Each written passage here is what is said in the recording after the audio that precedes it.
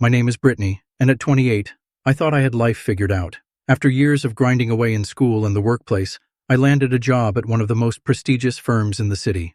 My salary wasn't just good, it was life-changing. I finally had the independence I'd always dreamed of, and to top it off, I'd just bought my own apartment. It wasn't huge or glamorous, but it was mine. Every square inch of that place had been earned through late nights, early mornings, and years of sacrifice. The day I signed the final paperwork was one of the happiest moments of my life. I was still unpacking boxes when my younger sister Ashley showed up at my door unannounced. At 23, she still lived at home with our parents, and as far as I could tell, she was in no rush to leave. She always claimed she was figuring things out, but in reality, she let Mom and Dad foot the bill for her life. "Brit!" she squealed, throwing her arms around me as soon as I opened the door. Her energy was infectious, even if it caught me off guard. "This place is amazing. Look at you, Miss Independent, living the dream." "Thanks," I said with a laugh, stepping aside to let her in. But as she wandered through the apartment, I noticed something strange. Her eyes darted around the rooms, taking in every detail, with a focus I wasn't used to seeing from her. She ran her fingers along the countertops, peeked into the bathroom, and even opened a few cupboards. "Your place is so nice, Brit," she said, her tone wistful. "You're so lucky." "Lucky?" I raised an eyebrow. "Ashley, I worked my butt off for this place. You know that." Her face crumpled unexpectedly, and before I could process what was happening, she burst into tears. "I can't take it anymore," she cried, sinking onto the couch. "Living with Mom and Dad is suffocating me. They're suppressing all my aspirations for independence." I nearly choked on my coffee. "Since when do you want independence?" I asked, trying to keep my tone light. "Last time we talked, you seemed pretty happy with Mom doing your laundry and Dad paying your phone bill." "That's exactly the problem," she shot back, pulling out her phone and waving it in my face. "I've been reading this book on breaking free from toxic family dynamics, and it's opened my eyes.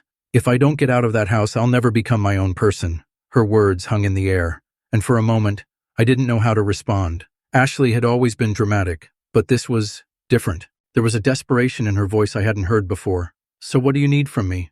I asked cautiously, setting my coffee down. She took a deep breath, her eyes wide and pleading. "I need your help, Brit. I want to move out, but I don't have the money for a deposit or rent. If you could just help me out for the first 3 months, I swear I'll get a job and take it from there. Please, Brittany. I want to be like you, independent, successful, happy." Her words hit me harder than I expected. Maybe it was the way she said, "like you," or maybe it was the guilt I'd been carrying for years about always being the responsible sister. Whatever it was, I found myself nodding before I could stop myself. "Okay," I said, my voice steady despite the nervous knot forming in my stomach. "I'll help you, but just for 3 months. After that, you're on your own." Ashley's squeal of joy could have shattered glass. She threw her arms around me, nearly knocking me off balance. "Thank you, thank you, thank you. You won't regret this, Brit. I promise." But as I watched her excitement morph into something else, a glint of entitlement I couldn't quite place, I felt a flicker of doubt. Was I doing the right thing? Only time would tell.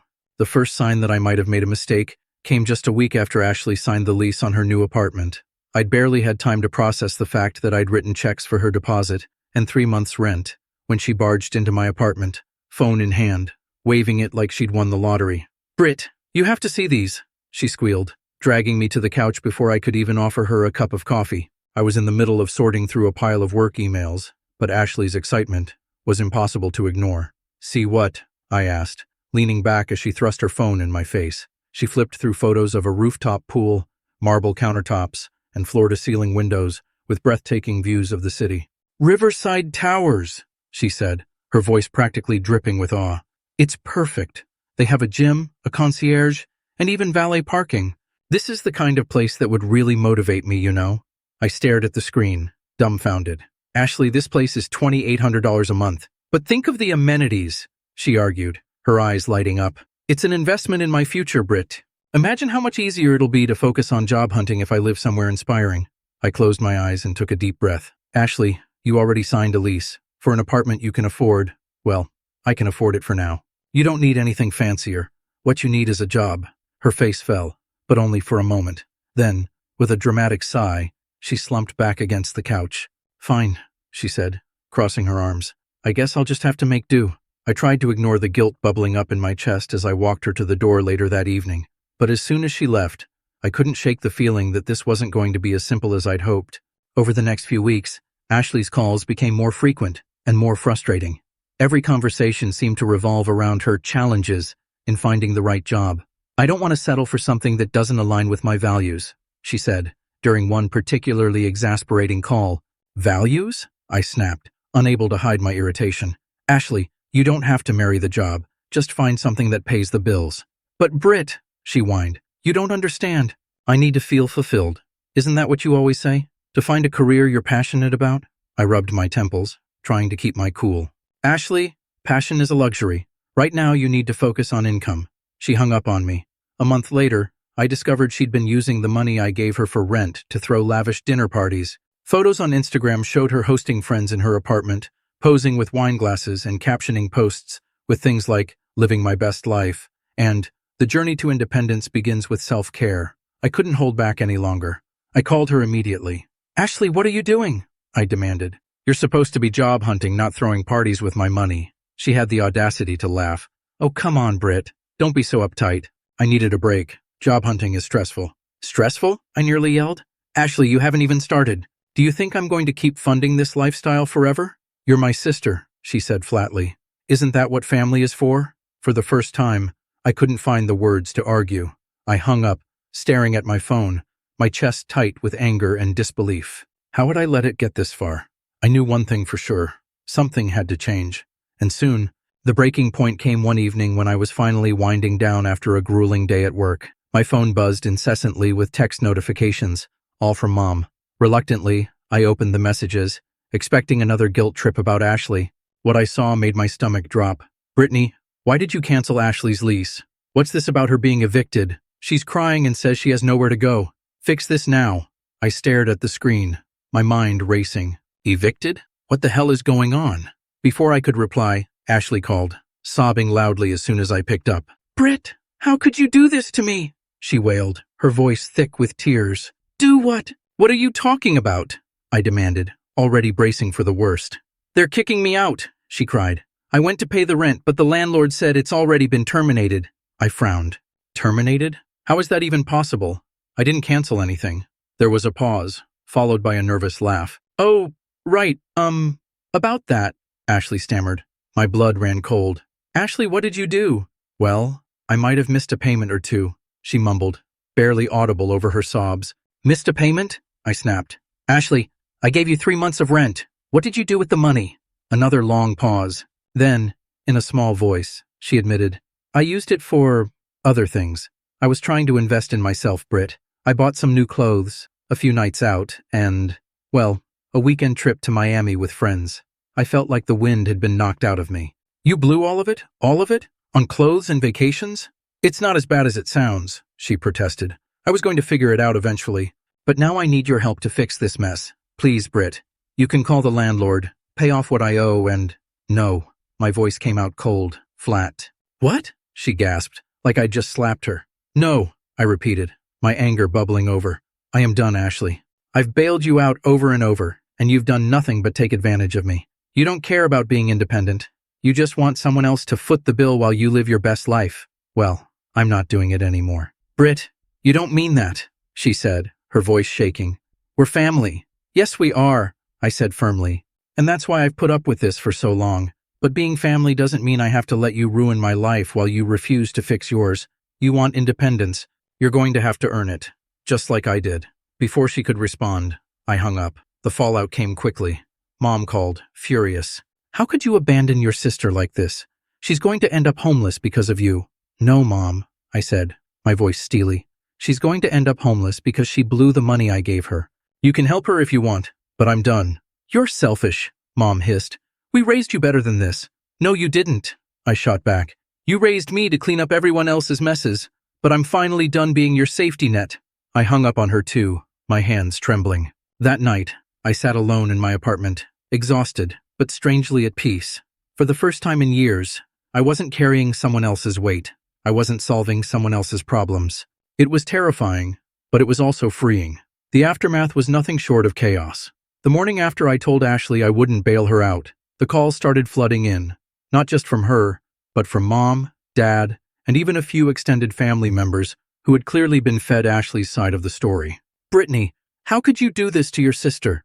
Mom fumed when I finally answered her call. She's your baby sister. She's young and still figuring things out. You were supposed to help her, not abandon her. I leaned against the kitchen counter, gripping the phone tightly. Mom, I did help her, I said, my voice calm but firm. I paid her rent for 6 months. I gave her more than enough time to figure things out, and she threw it all away. She didn't even try. She's struggling, Mom cried, as though that justified everything. She doesn't have your advantages. Advantages? I snapped, my patience wearing thin. You mean working 3 part-time jobs in college and eating ramen so I could pay my tuition? Or the endless overtime I've worked to save for this apartment? Those advantages? Brittany, that's not the point, Mom said, her voice turning cold. She's family. Family helps family. I took a deep breath, fighting the wave of frustration building inside me. Mom, I love Ashley, but helping her doesn't mean enabling her. She's not going to change if you keep making excuses for her. Well, if you're not going to help her, don't expect us to help you when you need it, Mom shot back. I couldn't help but laugh bitterly. When have you ever helped me, Mom? There was a long silence on the other end of the line before she hung up. For the next few days, the calls and texts continued, a relentless onslaught of guilt trips and accusations. Dad called me selfish. Mom accused me of tearing the family apart. Ashley, predictably, alternated between pleading for help and sending me angry, passive-aggressive texts like, "Hope you're happy watching your sister struggle." At first, I felt guilty. The idea of Ashley truly struggling, of being evicted and facing the consequences of her actions, weighed heavily on me. But then I reminded myself of the Instagram photos, the endless excuses, and the way she laughed about manipulating me. It wasn't my responsibility to save her anymore. I turned to my closest friends for support, finally opening up about everything I'd been dealing with. Jenny, my best friend since college, was furious on my behalf. "Britt, you've done more than enough for her," she said one night, as we sat on her couch with a bottle of wine. "It's not your job to fix her life, especially when she's not even trying to fix it herself." Her words echoed in my head over the next few weeks as I focused on rebuilding my boundaries. I blocked Ashley on social media, silenced my parents' calls, and threw myself into work. My life began to feel lighter, freer, like I could finally breathe again. A month later, I got a text from Jackie, my cousin. "Just so you know, your parents cashed out part of their retirement fund to pay Ashley's debt. She's back at home, still not working. Same old Ashley." I stared at the message for a long time before replying, "Thanks for letting me know." There was no anger, no guilt, no desire to fix it, just relief that it wasn't my problem anymore. That night, as I sat in my quiet apartment, I realized something important. Letting go didn't mean I didn't care. It meant I cared enough about myself to stop carrying burdens that were never mine to begin with. Sometimes the hardest thing to do is walk away, but sometimes it's the only thing that can set you free. It's been a year since I told Ashley no for the first time, and I can honestly say it's the best decision I've ever made. My life now feels like it belongs to me, not a constant string of obligations tied to her endless drama. The silence from my parents and Ashley was deafening at first. For weeks after the fallout, I waited for some sign, an apology, an acknowledgement, anything, but none came. Instead, I focused on building my own life, free of their demands. I poured my energy into my career, and it paid off in ways I never imagined. I earned a promotion to senior project manager and moved into a beautiful new office that overlooked the city. I even started working on a side project with a nonprofit that helps young women navigate their first steps into independence, a cause that now feels deeply personal. But the most significant change wasn't professional, it was personal. For the first time in years, I prioritized me. I started taking dance classes, something I'd always wanted to try but never had the time for. I joined a book club and met new friends who added joy and laughter to my life. I began traveling, exploring places I'd only dreamed of visiting. And I fell in love. His name is Marcus, and we met at one of my nonprofit's events. He's kind, driven, and understands the value of hard work. On our third date, I told him everything about Ashley, my parents, and the years I spent trying to be the glue that held my family together. I expected judgment or pity, but instead, he looked at me and said, "You deserve to put yourself first. That's not selfish.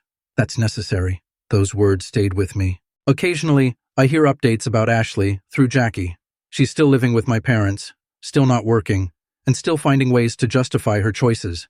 My parents, as expected, continue to enable her. Part of me feels sad for them, trapped in a cycle they refuse to break, but another part of me knows it's not my job to fix it. Then, one day, out of the blue, I got a letter in the mail. It was from Ashley. The letter was messy, full of half apologies and veiled justifications, but one line stood out. "I don't know how to do what you did. to stand on my own, but I wish I did. For a moment, I felt a pang of the old guilt, the urge to step in and help her figure it out. But I knew better now. I wrote back simply, "When you're ready to make a change, let me know. Until then, I wish you well." And with that, I let it go. The biggest lesson I've learned is that boundaries aren't just about keeping others out. They're about making space for yourself to grow, to breathe, to thrive. Letting go of my family's dysfunction didn't mean I stopped loving them. It meant I started loving myself enough to walk away. Now, as I stand on the balcony of my apartment, watching the city lights twinkle, I feel a sense of peace I never thought possible. My life isn't perfect, but it's mine, and that's more than enough. Sometimes, the greatest act of love, for yourself and for others, is knowing when to let go. Story 2. The smell of pancakes still takes me back. Not just any pancakes, but Dad's Sunday special. Those fluffy creations with goofy chocolate chip smiles and blueberry eyes. I was 6, maybe 7, perched on the living room couch, my favorite stuffed bear slumped beside me. Mom hummed a happy tune as she set the table, sunlight streaming through the kitchen window. "Lila, princess, come help your old man flip these masterpieces," Dad's voice boomed, his spatula waving like a conductor's baton. I scrambled off the couch, eager to witness the pancake magic, and that's when it happened. The spatula clattered to the floor. Dad's hand clutched his chest, his face contorted in pain. The world blurred into ambulance sirens, sterile hospital hallways, and Mom's gut-wrenching sobs. Just like that, my father was gone, leaving a gaping hole in our lives and a silence in our house that was deafening. Mom was strong, though. Stronger than I could have ever imagined. She found solace in a support group, a place for widowed parents to connect and share their grief. That's where she met John. He was kind, with a gentle smile that reminded me a little of Dad, but with a sadness in his eyes that mirrored her own. Within a year, they were married, and he moved into our home, bringing with him a sense of normalcy that we desperately craved. I was still adjusting to having a new father figure when Mom dropped another bombshell. She was pregnant. Her face glowed with an almost childlike excitement as she told me I was going to be a big sister. I was 8 when Ethan was born, and that's when everything changed. That's when the world began to revolve around my little brother. Mom quit her job as a nurse, claiming that Ethan needed her, that those early years were crucial. I wanted to ask about my early years, about whether they hadn't been crucial too, but the words always caught in my throat. Instead, I watched as Mom's attention narrowed, her focus solely on Ethan. Forgotten lunches, missed school events, distracted promises. It became our new normal. "I'm so sorry, sweetie," she'd say, her eyes already back on Ethan. "I was so busy with Ethan's pediatrician appointment." John noticed. I'd catch him watching Mom with a worried frown as she fussed over Ethan, oblivious to me sitting at the dinner table, picking at my food. One evening, as I sat alone doing homework, he sat beside me. "You know, Lila," he said quietly, helping me with my math problems, "sometimes people get so caught up in one thing that they forget to see what else they might be missing." His words hung in the air, heavy with unspoken truths. I knew he was talking about Mom, about me, about the family we were supposed to be. Ethan was the sun, and we were all just planets orbiting him. As he grew, the tension in our house grew with him. John tried talking to Mom, tried to reason with her about her suffocating attention, but it always ended in a fight. "Mary," he'd say, his voice calm but firm, "we need to talk about this. You can't keep hovering over him like this. He needs to learn to do things on his own." Mom would bristle, her voice sharp. "What are you trying to say? That I'm a bad mother?" "That's not what I meant, and you know it," John would reply, his patience wearing thin. "But you've got 2 kids here, Mary. Not one. And a husband too, by the way." I'd pretend to be engrossed in my book, but I'd be hanging on to every word, my heart aching with a mixture of anger and sadness. I was young too once. Did she not remember? The situation escalated when John suggested enrolling Ethan in Little League. I was eavesdropping from the hallway, pretending to be busy with homework, when I heard them arguing in the kitchen. "Absolutely not!" Mom's voice was shrill. "Do you know how dangerous baseball can be? He could get hit by the ball, break an arm, get a concussion." "Mary, for God's sake," John pleaded. "He needs to experience life. You can't protect him from everything." But Mom wouldn't budge. Instead, she enrolled Ethan in art classes, convinced he was a budding Picasso. Ethan, however, preferred video games to watercolors. He'd sit there, sullen and bored, while the other kids happily painted. He quit after a few sessions, and Mom, of course, blamed the teacher for not understanding his creative spirit. Meanwhile, John started spending more time with me. Maybe it was his way of balancing out Mom's skewed attention, or maybe he just saw a kid who needed someone in her corner. He'd take me to my soccer games, cheering louder than any other parent, celebrating every goal and every victory. But while I thrived under John's support, Ethan became increasingly withdrawn and difficult. His room was a disaster zone, clothes and toys strewn everywhere, and Mom, instead of making him clean it, would turn to me with that weary, expectant look. "Lila, be a dear and clean up Ethan's room," she'd say, her voice more a command than a request. One day, John caught me lugging a laundry basket overflowing with Ethan's dirty clothes. "She's not his maid, Mary," he protested. "He needs to learn to clean up after himself." That's when Mom unleashed her ultimate weapon, the one she always used when she was cornered. "I knew it!" she cried, tears welling up in her eyes. "You love her more than your own son. How can you treat Ethan this way?" I watched John's face fall, the fight drain from him.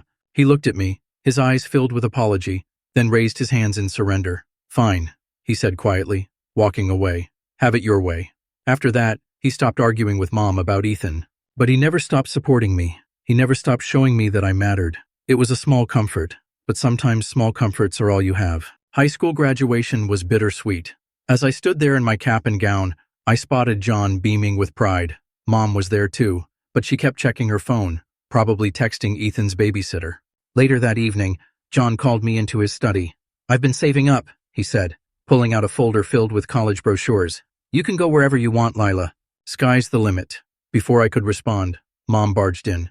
"You can't be serious," she exclaimed. "That money should be saved for Ethan's future. He's going to need it more." John's face hardened. "This is non-negotiable, Mary. I've already made my decision. I ended up choosing a university a few states away, far enough to start fresh, but close enough to visit. The day John helped me move into my dorm room, Mom couldn't come. Ethan had an anxiety attack about her leaving. College was a liberation. For the first time, I felt free from the shadow of being the less favored child. I called home weekly, but my conversations were mostly with John. Mom was always too busy with Ethan. "Your brother's going through a difficult phase," John explained during one call, his voice weary. "He's hanging out with a bad crowd. I tried getting him involved in some after-school programs, but your mother—" "Let me guess," I interrupted. "She said you were being too hard on him." "Exactly," John sighed. "She says I don't understand how sensitive he is." My visits home became less frequent as Ethan's behavior worsened. When I did visit, he barely acknowledged my existence, holed up in his room with his video games. The few times I caught glimpses of him, he looked pale and angry, his eyes glued to the screen.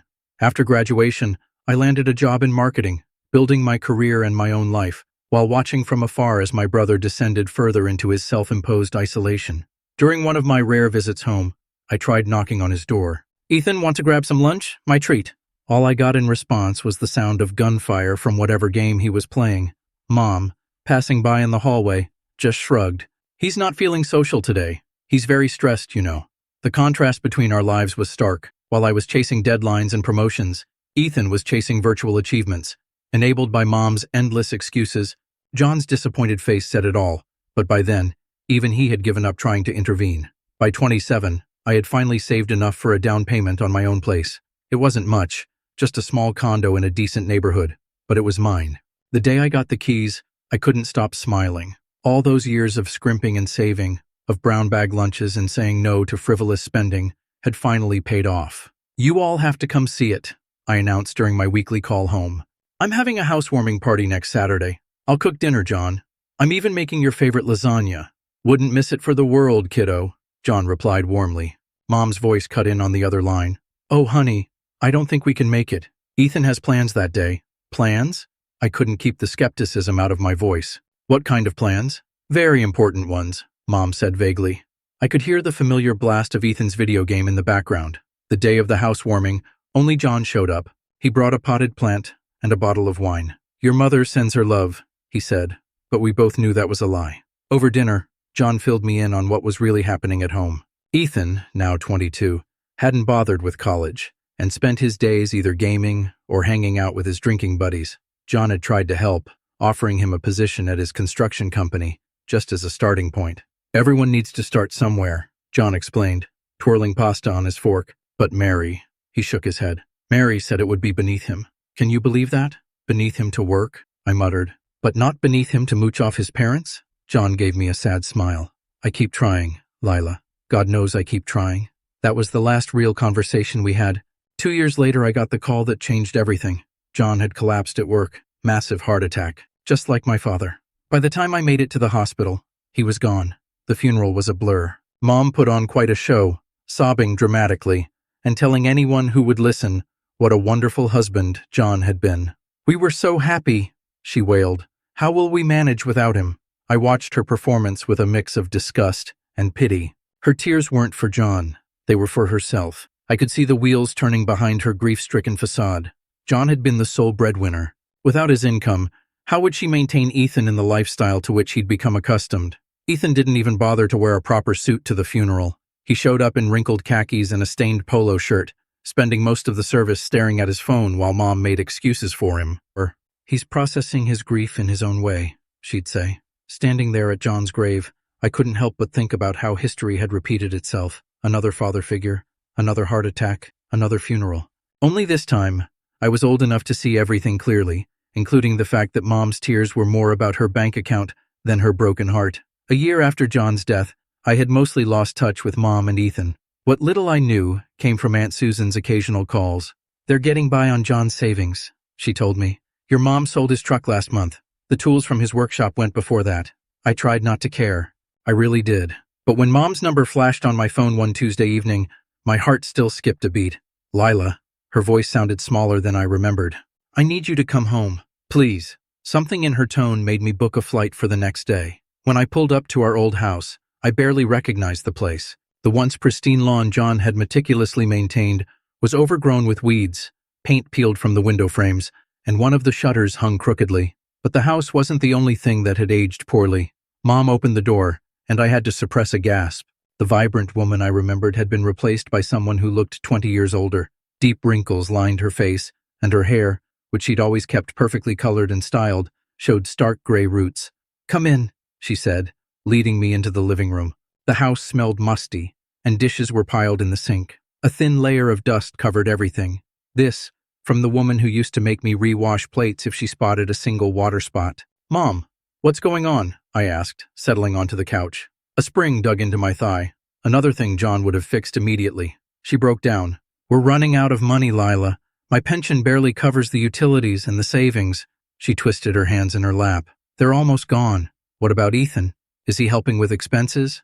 Mom's face did this complicated dance between embarrassment and defensiveness. "He's looking for work. It's not his fault. These employers, they just don't understand him. The last place wanted him to start at 8 a.m. You know Ethan's not a morning person. And the one before that expected him to do manual labor. With his intelligence," I felt my jaw tightening. "Mom, at his age, and with no experience, he can't exactly be picky." "You don't understand," she cut me off, her voice rising to that familiar pitch that always preceded an Ethan defense. Then, abruptly, her tone changed. "Lila, we need your help. We won't survive without it. I hate to ask, but you're doing so well in your career." I knew what was coming. Part of me wanted to refuse, to remind her of all the times she chose Ethan over me. But looking at her worn face, the trembling hands, the desperate eyes, I couldn't. "How much do you need?" When she said $1,500 per month, I nearly choked. That was a significant chunk of my salary, but I found myself nodding anyway. "Where's Ethan now?" I asked, as I prepared to leave, already regretting my decision. "Oh, he's at a job interview." Mom brightened slightly. "A very promising position with a tech company." Through the window, I could see Ethan's bedroom light on, and the familiar flicker of his computer screen. Some things never changed.